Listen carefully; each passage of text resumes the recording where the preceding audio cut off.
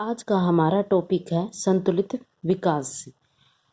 अल्पविकसित देशों में निर्धनता के दुष्चक्र से छुटकारा पाने के लिए काफी मात्रा में निवेश की आवश्यकता होती है। निवेश को बढ़ाकर ही हम आर्थिक विकास को आगे बढ़ा सकते हैं। पर आर्थिक विकास को करने के लिए कुछ अर्थशास्त्रियों ने संतुलित विकास के सिद्धांत को महत्व दिया है तथा कुछ अर्थशास्त्रियों ने असंतुलित विकास के सिद्धांत को महत्व दिया है। जैसे रोडान नर्क्से लुइस के अनुसार अर्थव्यवस्था को आगे बढ़ाने के लिए, आर्थिक विकास करने के लिए हमें सभी क्षेत्रों में एक साथ निवेश करना चाहिए ताकि हम आर्थिक विकास को संतुलित आगे बढ़ा सकें।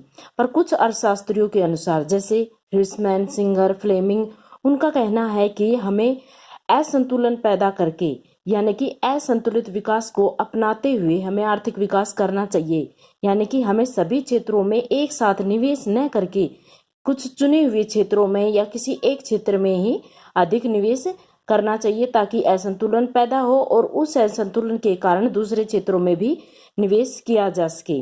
अब हम करेंगे संतुलित विकास का अर्थ। संतुलित विकास के बारे में फ्रेडरिक लिस्ट ने बताया है। उसने कहा कि हमें सभी क्षेत्रों में यानी कृषि क्षेत्र, उद्योगों क्षेत्र, वाणिज्य क्षेत्र में सभी में संतुलन बनाए रखते हुए हमें सभी क्षेत्रों में एक साथ निवेश करना चाहिए, क्योंकि सभी क्षेत्र आपस में एक दूसरे पर निर्भर रहते हैं, परस्पर निर्भरता पाई जाती है। इसी में रोजिस्टिन रोडान ने भी बड़े धक्के का एक सिद्धांत दिया है कि हमें काफी बड़ी मात्रा में निवेश करना चाहिए, जिसके द्वारा हम आर्थिक विकास को आगे बढ़ा सकते हैं। अब संतुलित विकास के सिद्धांत का आधार, इसमें हम पूर्ति पक्ष और मांग पक्ष दोनों को ही शामिल करते हैं। संतुलित विकास की धारणा राष्ट्रीय आय की मांग और पूर्ति दोनों पर ही निर्भर करती है।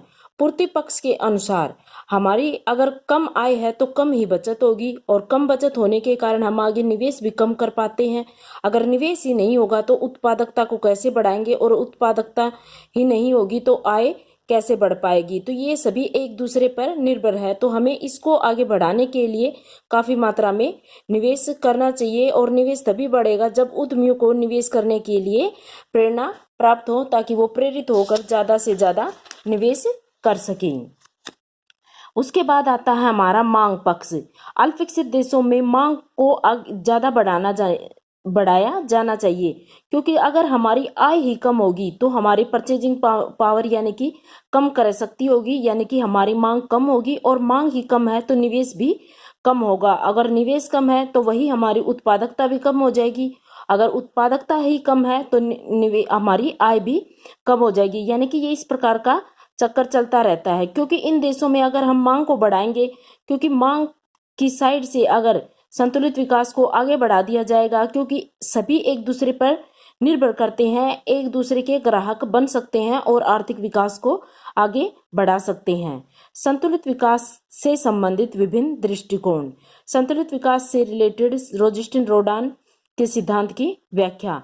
निवेश का पैमाना, यानी कि रोजिस्टिन रोडान ने निवेश के बारे में बताया है कि हमें अविभाज्यता की समस्या को समाधान करने के लिए काफी बड़ी मात्रा में निवेश करना चाहिए। यानी कि रोजिस्टिन रोडान ने बड़े धक्के का सिद्धांत इसलिए ही दिया है कि हमें काफी बड़ी मात्रा में निवेश करना चाहिए, निवेश के पैमाने को बढ़ाना चाहिए। और पूर्ति पक्ष से संबंधित अविभाज्यताओं का संबंध सामाजिक ऊपरी पूंजी से है, यानी कि बेसिक स्ट्रक्चर से है, जिससे हमें बाहरी बस्तें प्राप्त होंगी और लाभ को आगे बढ़ाया जा सकता है और निवेश को भी आगे हम इससे कर सकते हैं। यानी मांग पक्ष से संबंधित अविभाज्यता से हमारा अभिप्राय बाजार के छोटे आकार के द्वारा आर्थिक क्रियाओं की लाभदायकता और वांछनीयता को सीमित करने से है। यानी कि हम आर्थिक विकास को इन पूर्ति तथा मांग की अविभाज्यताओं की भारी वस्तुओं का लाभ उठाकर हम आर्थिक विकास को आगे बढ़ा सकते हैं। यानी कि ऊंचे पैमाने पर निवेश करके हम आर्थिक विकास को ज्यादा बढ़ा सकते हैं।